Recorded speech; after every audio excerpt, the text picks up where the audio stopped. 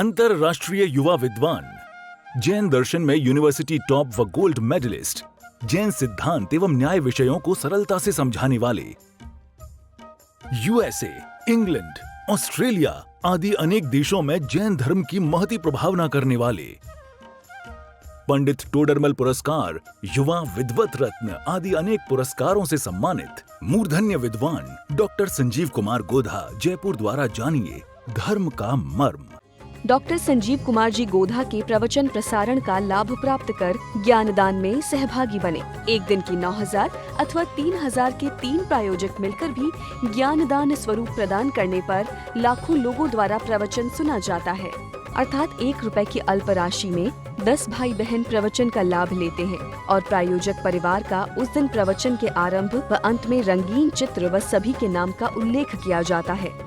इस कार्यक्रम के प्रायोजक हैं श्राविका रत्न समाज सेवी, दानवीर, परम मुनि भक्त, दृढ़ संस्कारवान स्वर्गीय श्रीमती कंचन देवी दीवान छाबड़ा, धर्मपत्नी स्वर्गीय श्रीमान धर्मचंद जी दीवान छाबड़ा, पुत्र पुत्रवधू विद्या प्रकाश सुनीता देवी, संजय कुमार रेखा देवी, अजय कुमार, पौत्र पौत्रवधू विजय कुमार चांदनी, अरिहंत पूजा, तीर्थेश प्रियंका, पौत्र मोक्षा, पड़पौत्री पौत्र वेरोनिका रेयांश सीकर निवासी सूरत गुजरात।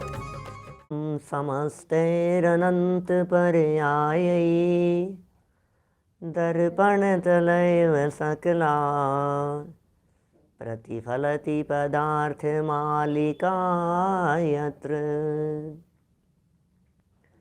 परमागमस्य बीजं निषेध जात्यन्द सिंधुर्विधानम् सकल नय विलसितानां विरोध मथनं नमाम्यनेकान्तं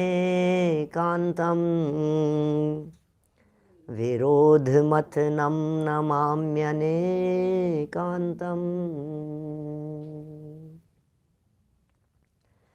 पुरुषार्थ सिद्धि उपाय नामक ये ग्रंथ है और यहाँ अमृतचंद्र आचार्य देव और उनके सफल टीकाकार पंडित दौलत राम जी कासलीवाल साहब बहुत सरल शब्दों में हमारा पथ प्रदर्शन कर रहे हैं, हमें सिखा रहे हैं कि हमें किस दिशा में और कैसे चलना है। बहुत सुंदर मार्मिक प्रसंग, मार्मिक विषय स्टेप बाय स्टेप हम बढ़ते चले जा रहे हैं। 12 भावनाओं का चिंतन सम्यक दृष्टि ज्ञानी जीव भी करते हैं, पंचम गुण स्थानवर्ती भी करते हैं, मिथ्या दृष्टि भी अपनी योग्यता अनुसार करता है और मुनिराज भी करते हैं। ज्ञानी साधक जीव अपनी साधना में वृद्धि के लिए 12 भावनाओं का चिंतन करते हैं और मुनिराज अपनी साधना की स्थिरता के लिए 12 भावनाओं का चिंतन करते हैं। सबके जीवन में 12 भावनाओं का चिंतन अपनी अपनी भूमिका के अनुसार होता है और होना भी चाहिए। और इसी संबंध में हम 11 भावनाओं की चिंतन की प्रक्रिया यहाँ संपन्न कर चुके थे। 11वीं भावना का नाम जो कि बोधि दुर्लभ है, कल तक माने परसों और कल 2 दिनों में हमने उन बोधि दुर्लभ के संदर्भ में कुछ बिंदुओं को आपके बीच में देखा है। वास्तव में एक तो दुर्लभता का भाव भाषण हो और जैसा कि आपको पता है अनेकांतिक निरूपण करते हुए न केवल दुर्लभता की बात कर रहे हैं, दुर्लभता के साथ में जब तक सुलभता न दिखाएं तब तक वो अनेकांतिक चिंतन नहीं हो पाएगा। अनित्यता के साथ में नित्यता, अशरणता के साथ में शरण, संसार की असारता के साथ में ज्ञायक स्वभाव की सारभूतता, पर से एकत्व तुड़ाकर अपने में एकत्व, पर से भिन्नत्व बतला करके अपने में अभिन्नत्व, शरीर आदि की अशुचिता बतलाकर आत्मा की पवित्रता, आश्रवों की विरूपता बतलाकर स्वभाव की सामर्थ्य, संवर स्वभाव की सामर्थ्य स्वरूप चर्चा और कर्मों के निषेध की चर्चा, निर्जरा कर्मों के एक देश छूटना और अंतरंग में शुद्धि की वृद्धि। इसी तरह से लोक में बाहरी लोक और फिर अंतरंग लोक। इसी तरह से बोधि की दुर्लभता और बोधि की सुलभता, ये सब अनेकांतिक चिंतन यहाँ चल रहा है। बोधि दुर्लभ में दुर्लभता की चर्चाएं तो हर कोई करता है, हर व्यक्ति ये कहता है बहुत दुर्लभ है, बहुत दुर्लभ है, बहुत दुर्लभ है। लेकिन ये दुर्लभता की चर्चाएं दुर्लभ ही होकर के न रह जाए। बड़ा सुंदर चिंतन यहाँ अंतिम चरणों में प्रस्तुत किया था और ये कहा था बोधि आपका भाव है। भैया दुर्लभ नहीं है। दुर्लभ जान करके ज़्यादा दुर्लभता की चर्चाएं करते हैं तो लोगों के हाथ पांव फूल जाते हैं। अरे बहुत दुर्लभ है भैया, अरे भैया बहुत कठिन है, अरे भैया बहुत कठिन है, अरे मुझसे तो नहीं होगा। ज़्यादा दुर्लभता की चर्चाएं करो तो व्यक्ति दूर भागता है। व्यक्ति ये कहता है नहीं नहीं भैया मेरे से नहीं भाई साहब, मेरे से तो नहीं होगा, मैं तो नहीं कर सकता। ज़्यादा कठिन बातें यदि किसी सामान्य व्यक्ति को बतला दी जाए तो वैसे ही कहने लगता है कि यार मेरे तो बस की बात नहीं है भैया, मैं तो छोड़ता हूँ। पहले ही मैदान छोड़ भागता है वो। ये चिंतन पकड़ा है हमारे ज्ञानियों ने और कहा भाई दुर्लभता तो इसलिए बतलाई थी कि बहुत कठिनता से प्राप्त हुआ है, उसकी वैल्यू समझें, इसलिए हमने दुर्लभता बतलाई थी। दुर्लभता तो प्राप्त करने संबंधी दुर्लभता की चर्चा नहीं की है। ये दुर्लभता से प्राप्त हो चुका है, अब रोना रोने की ज़रूरत नहीं है, अब तकलीफ़ पाने की ज़रूरत नहीं है, अब पीड़ित होने की ज़रूरत नहीं है, अब खेद खिन्न होने की ज़रूरत नहीं है, मन में पश्चाताप और ग्लानि का भाव लाने की ज़रूरत नहीं है। अरे अब तो प्राप्त कर लिया है, अब तो कर लिया है, मिल चुका है ये तो। लेकिन कितनी कठिनता से मिला था उसका पता यदि नहीं हो तो ये जीव उसको गंवा देता है। इसलिए उसको याद दिलाते हैं, इसलिए उसको बताते हैं कि भाई तेरे को पता है क्या कितनी मेहनत हुई है। घरों में मैंने कई बार ऐसा लोगों के घरों में सुना है, माँ बाप बच्चों को इस तरह की बातें कहते हैं कि कमाओगे तो पता लगेगा बेटा, उड़ाने में कुछ नहीं लगता है। जब तुम कमाओगे तो तुम्हें पता लगेगा कितनी कठिनाई से कमाया जाता है, कितनी मुश्किल से कमाया जाता है। तब तुम्हें पैसे की वैल्यू समझ में आएगी। जब तुम खुद 2 पैसे कमा करके लाओगे, मेहनत करोगे, मजदूरी करोगे, प्रयत्न करोगे, तो पता लगेगा पैसा ऐसे ही नहीं आता है। तो मैंने एक व्यक्ति को जिसको पिताजी की कमाई हुई धन संपदा मिल गई है, पूर्वजों की मिल गई है, अपने बाप दादाओं की कमाई मिल गई है, उन्हें उसकी कीमत नहीं आती। उनको क्या पता कितनी मेहनत से कमाई गई है, इसलिए वो उड़ाते हैं। और जिसने अपनी मेहनत से खून पसीने एक करके जिस दौलत को कमाया हो वो उस चीज़ को फिर समझता है, उस बात को गहराई से। तो यहाँ ये जो सैनी पंचेंद्रिय दशा मिल गई, मनुष्य दशा मिल गई, जैन कुल मिल गया, उत्तम कुल की प्राप्ति हो गई, आयु की प्राप्ति हो गई, देश और सब जितनी बातें कल कही थी, परसों भी कही आपके बीच में, ये सब जितनी हमारे को मिल गई हैं, हम आपसे पूछ रहे हैं इसमें आपने वर्तमान में क्या किया। जैन कुल में जन्म लेने के लिए हमने वर्तमान में क्या किया? कुछ भी नहीं किया, मिल गया भाग्य से। अच्छा, मनुष्य पर्याय प्राप्त करने के लिए क्या किया? कुछ नहीं किया, मिल गया। सैनी पंचेंद्रिय होने के लिए क्या कदम उठाया आपने? कि कुछ नहीं, हो गए सैनी पंचेंद्रिय। तो भारत में जन्म लेने के लिए आपने क्या किया? कि कुछ नहीं, हो गया यहाँ पर जन्म। हम आपसे पूछ रहे हैं सत्संगति के लिए क्या किया आपने? माने ये सब चीजें जो प्राप्त हुई है, ये सारी बातें तो पिछले पुण्य के उदय से मिली हैं, इसमें तो वर्तमान का कुछ भी नहीं है। ये सब जो हमें प्राप्त हो गया है, ये तो हम पिछली कमाई को भोग रहे हैं। विद्वानों के घर में पैदा हो गए, ज्ञानियों के घर में पैदा हो गए, स्वाध्याय आदि का समागम मिल गया, पूर्व में किया होगा, वर्तमान में तो हमने कुछ किया नहीं है, तो हमें ऐसे लग रहा है ये तो हमारे को फ्री में मिल गया, इसमें क्या है। किसी व्यक्ति के घर के पास में यदि शास्त्र सभा चलती हो, प्रवचन सभा चलती हो, तो ये कहते हैं इसमें क्या है। बगल में किसी के मंदिर मिल गया हो तो क्या है, मंदिर दर्शन करें, क्या दम है यार, ठीक है। लेकिन हम ये कह रहे हैं भैया ये बहुत भाग्यशाली हो कि तुम्हारे घर के बगल में मंदिर है, तुम बहुत भाग्यशाली हो जो तुम्हें इस अवस्था की प्राप्ति हुई है। पूर्व में खर्च किया है, पूर्व में बांधा था पुण्य, और वो पुण्य हुआ है खर्च, और ये पुण्य के खर्च होने पर ये सब अवस्था की प्राप्ति हुई है। और वर्तमान में कर क्या रहे हो ये बताओ। ये दुर्लभता तो थी, लेकिन अब दुर्लभ तो नहीं है ना। जब प्राप्त हो गया तो क्या दुर्लभता का रोना रोएं।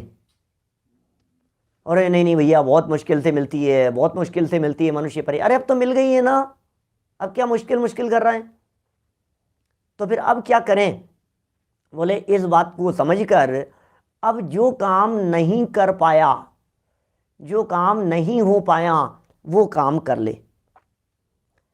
दुर्लभ पर को भाव जाकी प्राप्ति होए ना, जो अपनो स्वभाव मोकू दुर्लभ नाही।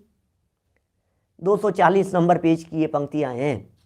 अरे भाई, जो अपना स्वभाव है वो मेरे को दुर्लभ नहीं है। क्या समझ में आ रही है। ये मेरा स्वभाव है, ये मेरे को कहाँ दुर्लभ है। ये तो मेरे को अवेलेबल हो गया है, ये तो मुझे प्राप्त हो गया है। क्या ये स्वभाव है, ये ऑटोमेटिक प्राप्त हो गया है। जो प्राप्त हो गया है वो उसको उसकी दुर्लभता जानो और वो व्यर्थ नहीं चला जाए। बस माने ये जो दुर्लभता बतलाई है, ये दुर्लभता इसलिए कि व्यर्थ नहीं चला जाए। वेस्ट मत करो आप। ऐसे व्हाट्सएप पर और इनके ऊपर ऐसे कई मैसेज चलते हैं इस तरह के, लाइफ इज क्या कहते हैं, आइसक्रीम, टेस्ट करो या वेस्ट करो, ये आपके ऊपर निर्भर करता है। चाहो तो इसे टेस्ट कर लो और चाहो तो इसे वेस्ट कर लो, क्योंकि पिघलनी तो है। ये अब आपके ऊपर निर्भर करता है। आपने यदि इसको टेस्ट नहीं किया तो वेस्ट तो होनी है। आपने यदि अपने जीवन को सफल सार्थक नहीं किया तो वेस्ट तो होना ही है। जिंदगी तो जा रही है, अपने आप बीत रही है। तो दुर्लभ पर को भाव, सच में दुर्लभता तो पर वस्तुएं थी, दुर्लभता तो संयोग थे। ये सब संयोगों की बातें की थी ना, इनकी तो दुर्लभता बतलाई है। उत्तम देश का मिलना संयोग है, दुर्लभ है। आयु का मिलना परिस्थिति है, कर्म के उदयजन्य है, दुर्लभ है। लेकिन अब ये सारी दुर्लभताएं बतलाने के बाद बोले आत्मा को जानना, बोले ये दुर्लभ नहीं है, ये तो तेरा स्वभाव है। तो बैठे बैठे, अभी आप लोग यदि बेडरूम में बैठे हुए हो तो बेडरूम में बैठे बैठे कर सकते हो, ड्राइंग रूम में बैठे हो तो वहाँ बैठे बैठे कर सकते हो, डाइनिंग टेबल पर बैठे हुए तो वहाँ बैठ करके कर सकते हो, और यदि जिन मंदिर में बैठे हुए तो मंदिर में बैठे बैठे कर सकते हो।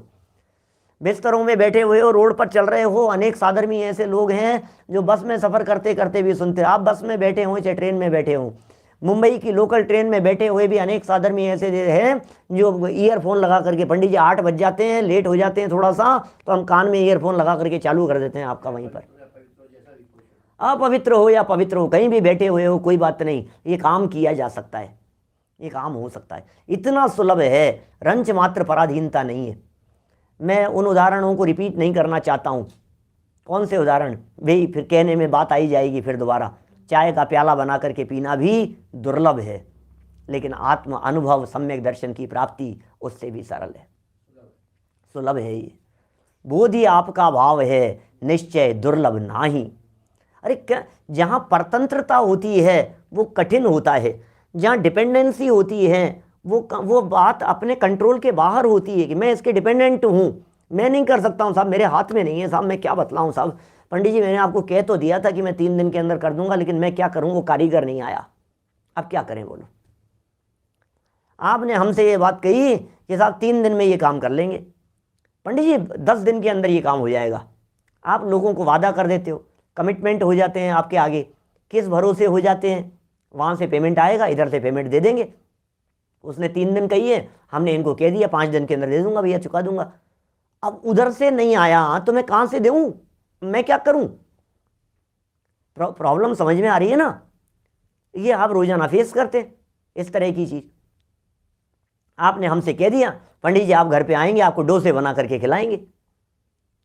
बोले क्या हुआ, अरे पंडित जी वो तो दाल ही नहीं मिली, ऐसा नहीं हुआ, वैसा नहीं हुआ है, ये नहीं आया, कच्चे केले नहीं मिले, उसका ये नहीं मिला, क्या करो बोलो। धनिया नहीं आया, नारियल नहीं आया, उसकी चटनी नहीं बनी, इसका ये नहीं हुआ, उसका वो नहीं हुआ, गैस ख़त्म हो गई, सिलेंडर ख़त्म हो गया, अब ये हो गया और वो परेशानी हो गई। अब परतंत्रता है ना, करो क्या, मैं ये कहना चाह रहा हूँ आपको। आपका कमिटमेंट फेल हो जाता है कि जहाँ आपकी चलती नहीं है। लेकिन जहाँ स्वभाव से कमिटमेंट किया जाए अपने गायक भगवान आत्मा को लेकर के, जहाँ कमिटमेंट ऐसा हो, भाई साहब इंद्रभूति सुबह संकल्प लेकर के बैठे और शाम को केवल ज्ञान लेकर के उठे, क्योंकि पराधीनता नहीं थी, उसमें परतंत्रता का काम नहीं था।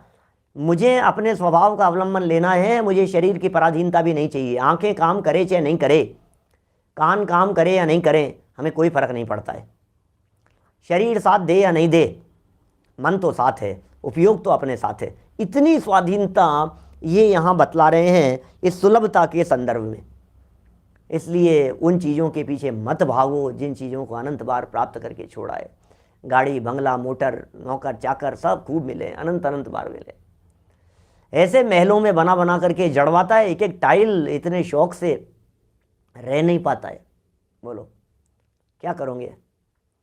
एक एक चीज़, एक एक दरवाजे के हैंडल, उनके खिड़कियों के कांच, एक एक टाइल, एक एक चीज़, एक एक नल अपनी पसंद का, महंगे से महंगा, एक स्टाइल वाले सब पसंद कर करके लाया। फिर कितने दिन रह पाया उसमें ये तो बता। जीवन ही पूरा हो गया भैया, क्या करें। इतने शौक से 3 साल मकान बना करके, कोई मेरे को गुनाह की घटना सुना रहे थे, कब की बात है, बहुत पुरानी बात है, 5-10 साल पुरानी घटनाएं गई। 2 साल लगा करके उन्होंने मकान बनाया और छत से गिर गए।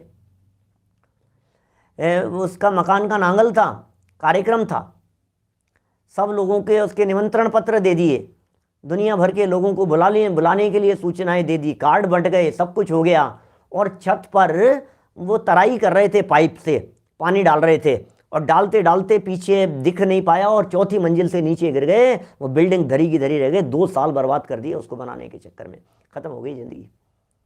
एक घटना नहीं है, ऐसी हज़ारों घटनाएं मिलेगी आपको, रोज़ाना न्यूज़पेपर भरे रहते हैं ऐसी घटनाओं से। क्या बतलाएं, बोध ही आपका भाव है, कठिन नहीं है। धन कन कंचन राज सुख सभी सुलभ कर जान, दुर्लभ है संसार में एक यथार्थ ज्ञान। एक तरफ तो वो कहते हैं यथार्थ ज्ञान की प्राप्ति करना दुर्लभ है। क्या विदिशा में भी छत से गिर गए थे ऐसे ही।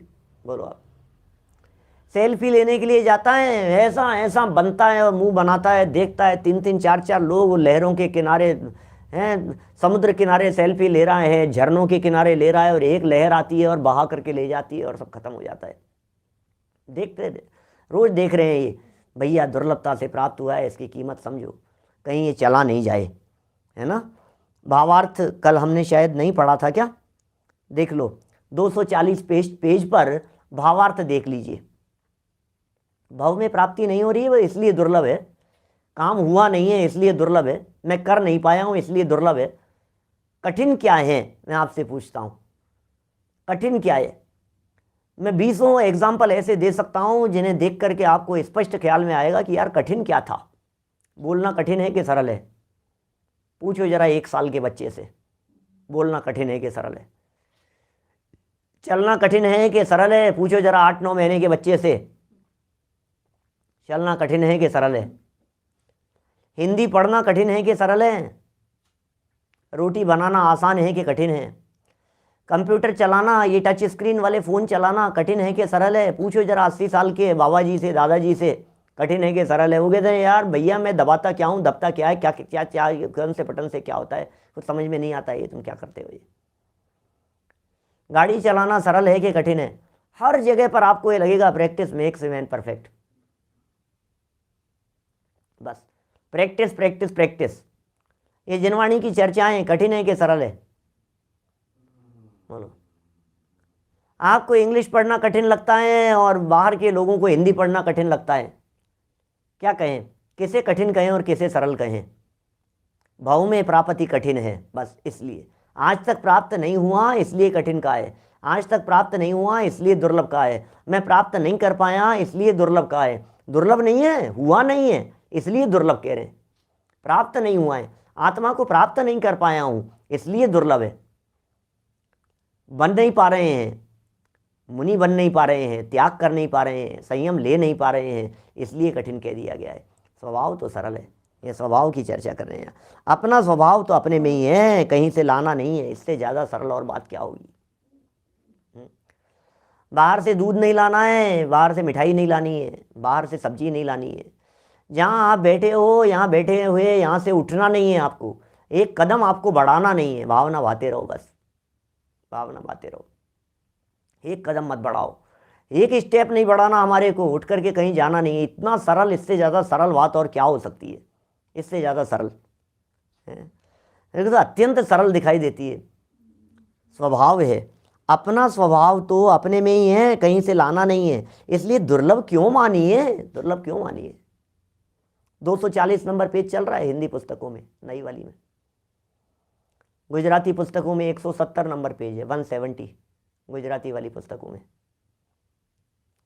लाना थोड़ी ना कहीं से, करना क्या है उसके लिए, मेहनत बहुत करनी पड़ेगी, मेहनत बहुत करनी पड़ेगी। किस किस चीज़ की मेहनत करनी है, पत्थर थोड़ी ना फोड़ने हैं, किस बात की मेहनत है। सुनो, एक मजदूर पत्थर फोड़ने वाला,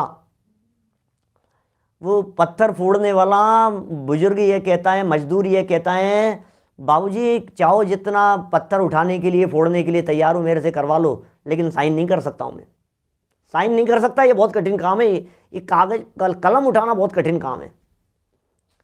और एक बाबू जो कलम चलाते हैं, उनसे कहो कि भैया लिखा पढ़ी कितनी भी करवा लो, मैं ये वजन नहीं उठा सकता हूँ, मैं पत्थर नहीं ढो सकता हूँ। ये क्या चक्कर है, अब किसकी बात करें बोलो, क्या सरल है। मजदूर के लिए कलम चलाना कठिन है, और कलम चलाने वाले के लिए वो कठिन है। एक लेखक के लिए भाषण देना कठिन है, और भाषण देने वाले के लिए लिखना कठिन है। किसकी बात करें। हर व्यक्ति जो जिस फील्ड में है, जो जिस फील्ड में है, उसको वो चीज़ आसान नज़र आती है। एडवोकेट साहब धाराएं आपसे पूछें किसी चीज़ के बारे में तो आप फटाफट बतला देते हो, और हमसे पूछें तो पता नहीं। आपके लिए धाराएं आसान है, हमारे लिए गाथाएं आसान है ऐसा है। आपसे गाथाएं पूछें तो आप हाथ जोड़ लेते हो, और हमसे यदि धाराएं पूछोगे तो हाथ जोड़ लेंगे। क्या क्या करूं बोलो, क्या सरल और क्या कठिन, इसका क्या क्राइटेरिया है। एक डॉक्टर के लिए चार्टर्ड अकाउंटेंट की पढ़ाई कठिन है, और सीए के लिए मेडिकल की पढ़ाई कठिन है। सब ऐसा ही है क्या। माने दुर्लभता और सुलभता क्या क्या यही क्राइटेरिया है कि काम हुआ नहीं है, बस काम हुआ नहीं है इसलिए दुर्लभ है, बोधि की प्राप्ति हुई नहीं है इसलिए दुर्लभ है। इतना समझ लीजिए आप। ये कह रहे हैं भैया दुर्लभ क्यों मानिए, क्यों मानिए दुर्लभ। पुरानी पुस्तकों में 180 पेज है, 180 के 190 देख लेना आप लोग। तो क्या कह रहे हैं, दुर्लभ क्यों मानिए, पर वस्तु की प्राप्ति करना अपने वश नहीं, इसलिए दुर्लभ है भैया, अपने वश नहीं। पर वस्तु की प्राप्ति अपने वश नहीं है, स्वभाव अपने वश में है, अपने परिणाम अपने वश में है, अपना चिंतन, अपना अभिप्राय, अपनी आराधना, ये सब अपने वश में है, इसलिए उसकी यहाँ चर्चा कर रहे हैं। चलिए, बोधि दुर्लभ की चर्चा संपन्न हुई, धर्म भावना की तरफ हम आगे बढ़ते हैं, है ना। विशेष चर्चाएं हैं नहीं, बाकी तो जितनी चर्चाएं करो उतनी कम है। 15 दिन चर्चा करो आप बोधि दुर्लभ के बारे में, एक एक भावनाएं उठा लो, दौलत राम जी की उठा लो, अंतिम ग्रेवेकलों की हद पायो अनंत बिरिया पद पर सम्यक ज्ञान न लादो दुर्लभ निज में मुनि साधो, फिर चर्चा करते रहो। फिर जुगल जी बाबू जी की उठा लो पंक्तियाँ, दादा की पंक्तियाँ कल अपन ने 4 पढ़ी थी, 12 पंक्तियाँ और हैं, उनको पढ़ लो, उनकी चर्चाएं कर लो, चिंतन कर लो, एक एक चीज़ की दुर्लभता दिखाते रहो, दुकान की, मकान की, इसकी उसकी, सब दुर्लभताएं बतलाते। आंखें स्वस्थ हैं कि नहीं आपकी, ये क्या ये दुर्लभ नहीं है, ये आपको लगता नहीं, आपको इसकी वैल्यू समझ में नहीं आती आंखों की। जो अपनी आंखों का दुरुपयोग कर रहे हैं, टीवी के सामने बैठ करके अपनी आंखें फोड़ रहे हैं, मोबाइल के अंदर अपनी आंखें फोड़ रहे हैं, उन लोगों को पता नहीं है कि ये आंखें कितनी दुर्लभता से प्राप्त हुई है, ये कान कितनी दुर्लभता से प्राप्त हुए हैं। गंवा रहे हैं, कान में ईयरफोन लगा करके म्यूजिक, संगीत और न मालूम क्या क्या धाम धूम चलता है। आजकल के गानों के अंदर तो धाम धूम धड़ाका ज़्यादा होता है, जिनमें शब्द समझ में नहीं आते हैं। पुराने ज़माने में तो फिर कम से कम शब्द तो समझ में आते थे, म्यूजिक होता था, संगीत होता था, धुन होती थी। और आजकल तो वो धूम होता है, कुछ नहीं समझ में आता है, कुछ ऐसा सब चलता है। और वो कान में लगाता है और तेज़ आवाज़ करके वो डीजे और वो बड़े बड़े स्पीकर लगा करके उनके ऊपर नाचता है। इसको पता नहीं है ये रसना इंद्री का दुरुपयोग कर रहा है, कर्णेंद्री का दुरुपयोग कर रहा है, चक्षु इंद्री का दुरुपयोग कर रहा है। ये जो प्राप्त हो गई है, ये 2 इंद्रिय जीवों से पूछो, उन 2 इंद्रिय जीवों के पास में आँखें नहीं है। 3 इंद्रिय जीवों से पूछो, उनके पास में आँखें नहीं है, कान नहीं है। असैनी पंचेंद्रिय जीवों से पूछो, उनके पास में मन नहीं है। ये पीड़ित है, दुखी है। इस दुर्लभता को जान करके भैया ये बर्बाद नहीं हो जाए, इसे सार्थक करने के लिए प्रयत्नशील रहना। थोड़ा कहा है, बहुत समझ लेना। धर्म का चिंतन करते हैं अपन। तो इसी पेज पे देखिए नीचे धर्म भावना 12 नंबर का बिंदु है, पॉइंट डलने से छूट गया है। 12 नंबर का बिंदु, 12वीं भावना है ये, धर्म भावना। ओहो, धर्म भावना। आप लोग क्यों सुन रहे हो? धर्म भावना से सुन रहे हैं पंडित जी। अच्छा, आपको क्या मिल जाएगा? रोजाना आकर के बैठ जाते हो यहाँ रात को 8 बजे, आपको क्या मिल जाएगा? नहीं पंडित जी, धर्म भावना से सुनते हैं अपने, कुछ चाहिए नहीं अपने को कोई लाग लपेट नहीं है, लौकिक चाह नहीं है पंडित जी हमारे को, दुनियादारी में अपने को कुछ नहीं चाहिए। बस पंडित जी अपन तो बस अच्छा लगता है अपने को, तो धर्म भावना से कर रहे हैं अपन। जैसे वो सुबह वो चलती है ना चर्चा, द्रव्यलिंगी वाली जो चर्चा चल रही है अपने, धर्म भावना से कर रहा है, धर्म भावना से। मोक्ष मार्ग प्रकाशक 243 नंबर का पेज नंबर 243, मोक्ष मार्ग प्रकाशक ग्रंथ। द्रव्यलिंगी मुनि क्या सूक्ष्म भूल रह गई है। लौकिक कामना नहीं है, मोहादिक की इच्छा नहीं है, मान प्रतिष्ठा की चाह नहीं है, स्वर्गादिक चाहता नहीं है, भोगों को चाहता नहीं है, इस लोक और परलोक की कोई वांछा नहीं है, महाव्रतों का दृढ़ता से पालन करता है, उसमें कोई कमी रह नहीं। अब क्या कमी रह गई है? ये हमारी दशा है, ये धर्म भावना। हम भी ऐसा ही कह रहे हैं, धर्म कर रहे हैं, धर्म कर रहे हैं, धर्म कर रहे हैं। अरे क्या प्रयोजन छिपा बैठा है? सच्ची बात बोलते क्यों नहीं हो? बोलो, सुनो। खैर, क्या चिंतन किया जाना चाहिए धर्म के संदर्भ में, वो बता रहे हैं। वास्तव में जीव को सुख देने वाली वस्तु एक धर्म ही है। क्या? जीव को सुख देने वाली वस्तु एक धर्म ही है, जो सुख देने वाली वस्तु है। मेरो साचो साथी रे, ये जिन धर्म ही वह कल्प तरु है, नहीं जिसमें याचना। धर्म ही वह चिंतामणि है, नहीं जिसमें विकल्प मात्र भी नहीं है। ये धर्म सच्चा साथी है, ये धर्म मित्र है हमारा। इस धर्म रूपी मित्र की चर्चा चल रही है। एकमात्र यदि सुख देने वाला है तो वो धर्म है। क्या? ये धर्म है। एकमात्र साथी यदि कोई है तो धर्म है। पता है इस धर्म की परिभाषा क्या लिखी है? क्या? देशयामी समीचीनम धर्मम कर्म निवर्हणम संसार दुख तय सत्वान यो धरत्युत्तमे सुखे। रत्नकरण श्रावकाचार्य दूसरा श्लोक है। रत्नकरण श्रावकाचार्य में ये धर्म की परिभाषा लिखी है। धर्म किसे कहें? धर्म किसका नाम है? यो धरत्युत्तमे सुखे, जो इस जीव को संसार के दुखों से निकालकर उत्तम सुख में ले जाकर के धरता हो, उसका नाम धर्म है। धरे, उसका नाम धर्म। धरे कहाँ ले जाकर के धरे? उत्तम सुख में ले जाकर के धरे। कहाँ से? संसार दुख तह, संसार दुखों से सत्वान जीवों को, जगत के प्राणियों को, संसार में दुखी जगत के प्राणियों को संसार के दुखों से निकाल करके कहाँ ले जा करके धर देवे? सुख में ले जा करके धर देवे, उसका नाम धरत है। देशयामी, क्या? उपदेश दूंगा मैं। समीचीनम धर्मम, सच्चे धर्म का उपदेश दूंगा। समंत भद्राचार्य देव ने मानो मंगलाचरण के तुरंत बाद में ऐसी प्रतिज्ञा वाक्य लिखा हो कि मैं हे भव्य जीवों आपको सच्चे धर्म का उपदेश दूंगा।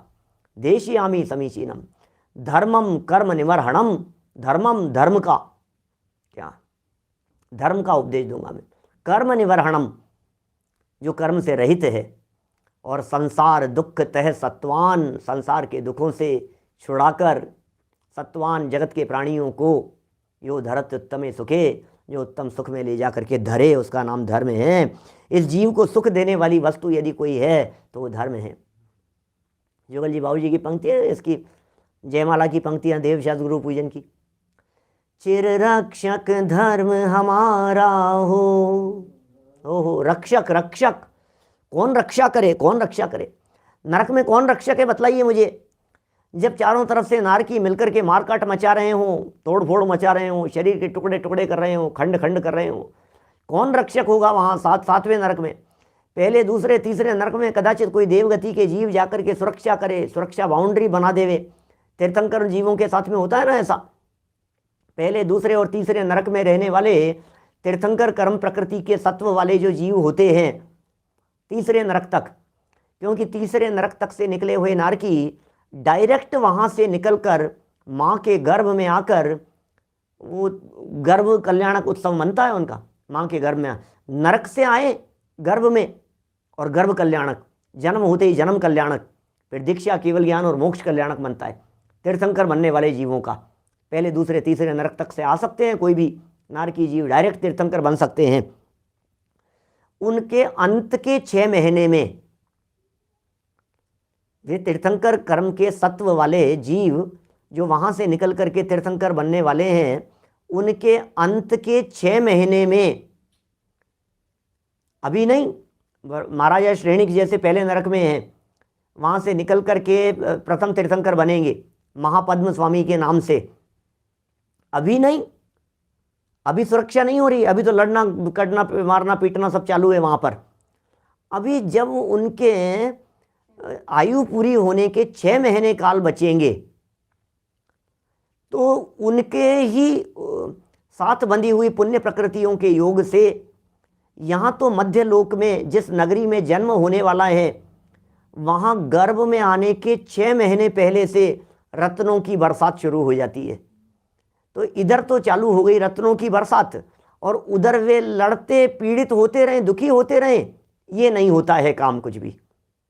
जो देव लोग यहाँ रत्न वृष्टि का कार्य संभालते हैं, नगर की व्यवस्थाओं को संभालते हैं, सुंदरतम व्यवस्थाएं यहाँ नगर की करते हैं, वे ही उसी तरह के देव लोग वहाँ नरक में जाकर, पहले नरक में कोई दूसरे से आने वाला हो तो वहाँ, तीसरे से आने वाला हो तो वहाँ पहुँचकर उन तीर्थंकर बनने वाले जीव के चारों तरफ परकोटा बना लेते हैं, सुरक्षा प्रदान करते हैं। अरे अरे, उन्हें शांति का वेदन होता है, किसी तरह की कोई मारकाट नहीं होगी, किसी तरह का लड़ाई झगड़ा नहीं होगा, विवाद नहीं होगा, बहुत शांत से शांति का अनुभव। तो ऐसा सबके साथ में तो नहीं होता है। बोलो कौन बचाएगा? ये पहले दूसरे तीसरे में तो कदाचित हो गया, चौथे में कौन बचाएगा भैया? 5वें में कौन बचाएगा? 6ठे 7वें नरक में रहने वाले सम्यक दृष्टि ज्ञानी जीवों के क्या होगा बताओ तो सही। धर्म ही शरण, चिर रक्षक धर्म हमारा हो, चिर रक्षक धर्म, चिर रक्षक धर्म हमारा हो धर्म हमारा चिर साथी, जग में न हमारा कोई था, हम भी न रहे जग के साथी। अरे जग में कौन साथी है भैया? साथी तलाशना ये मूर्खता की बात है, नादानी भरी बातें हैं। सप्तम नरक के नारकी जीव भी अपने आत्म स्वभाव का अवलंबन लेकर के सम्यक दर्शन की प्राप्ति कर लेते हैं, कर सकते हैं भाई साहब। वे सप्तम नरक के नारकी जीव भी सम्यक दर्शन की प्राप्ति कर लेते हैं, सम्यक दर्शन हो जाता है उनको, वेद विज्ञानी होकर के अंतर सुखरस घटा घटी उस आनंद का अनुभव कर लेते हैं। स्वभाव ही एकमात्र शरणभूत है, अपने स्वभाव की शरण में आ जाओ।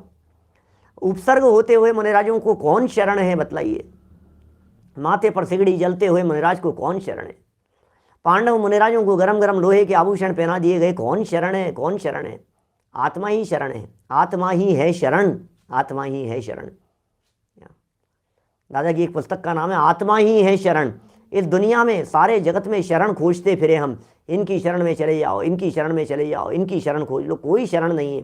कौन सहारा देवे आपको? कहते हैं डूबते को तिनके का सहारा। अरे लेकिन भैया वो तिनका भी नहीं मिलेगा। जो खोजता पर की शरण वह आत्मा बहिरात्मा। इसलिए पर की शरण छोड़िए, अपने स्वभाव की शरण लीजिए। दुनिया में कोई शरण नहीं है, किसकी शरण की बात करें? अशरण भावना में चर्चा कर चुके हैं अपन। यहाँ तो बात कह रहे हैं सुख देने वाला कौन है? बोले धर्म ही एकमात्र सुख देने वाला है। धर्म के अलावा दुनिया में और कोई ऐसा नहीं है जो मुझे सुख देने वाला हो। इसलिए वास्तव में सच्चाई की बात तो यही है, परमार्थ तो यही है। वास्तव में जीव को सुख देने वाली वस्तु एक धर्म ही है, क्योंकि धर्म नाम स्वभाव का है। लो अब कौन से धर्म की बात कर रहे हो? जैन धर्म की, जिन धर्म की? धर्म नाम स्वभाव का है, धर्म तो मेरा स्वभाव है। ओहो, प्रत्येक वस्तु का जो स्वभाव है वही उसका धर्म है। वस्तु सहाओ धम्मो, धम्मो वस्तु सहाओ। वस्तु के स्वभाव का नाम धर्म है।